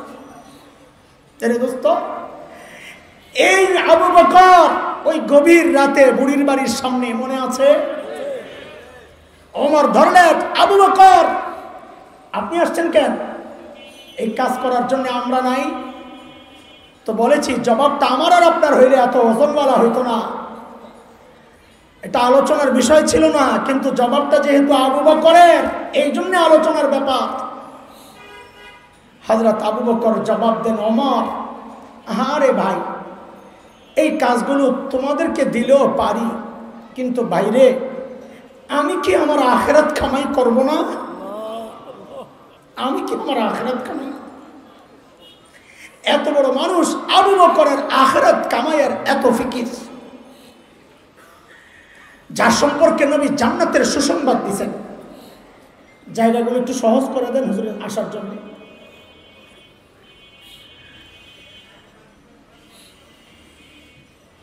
চেয়ার আছে আপনি বসে বুঝতে এই পাশে আসেন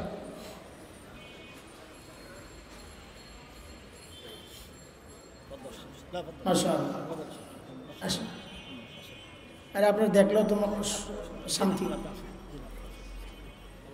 নুরানি চেহারা আলহামদুলিল্লাহ কোয়েন না থাক না থাক এটা স্টক থাক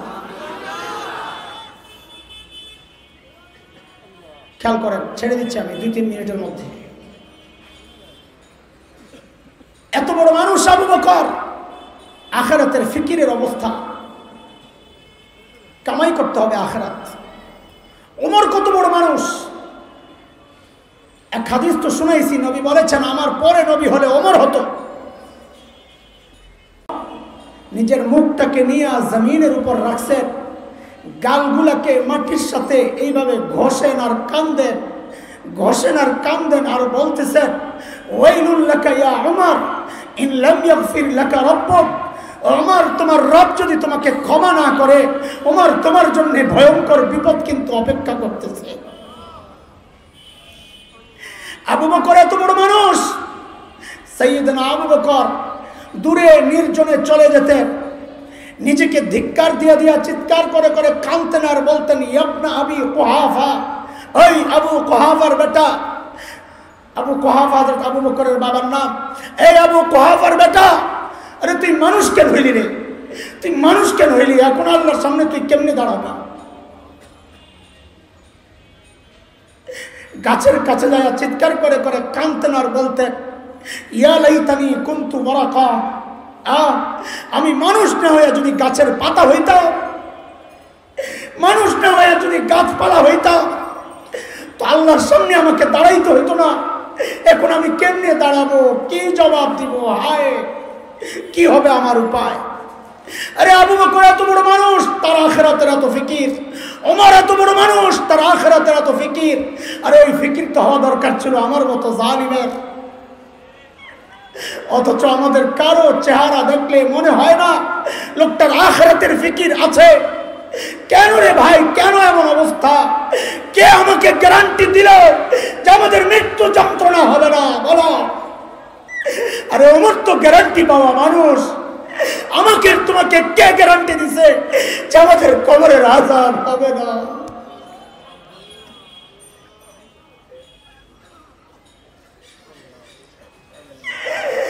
ওমর তো গ্যারান্টি পাইছে ওমরু ফিল জান্নাহ আবু বকর তো গ্যারান্টি পাইছে আবু বকর ফিল জান্নাহ আমাকে তোমাকে কে গ্যারান্টি দিল যে আমরা জান্নাত পেয়ে যাব জাহান্নাম থেকে বেঁচে যাব কে গ্যারান্টি দিল মৃত্যু মনে হয় যেন অনেক দূর আমি প্রস্তুতি নিব অনেক সময় আছে আরে কে জানে এই জায়গায় এমন বহু মানুষ আছে যার কাফনের কাপড়টা দোকানে চলে আসছে এমনও তো হইতে পারে কালকে খবর আসতে পারে যে বয়ান করছে মাওলানা হাসান জামিল তো আর দুনিয়ায় নাই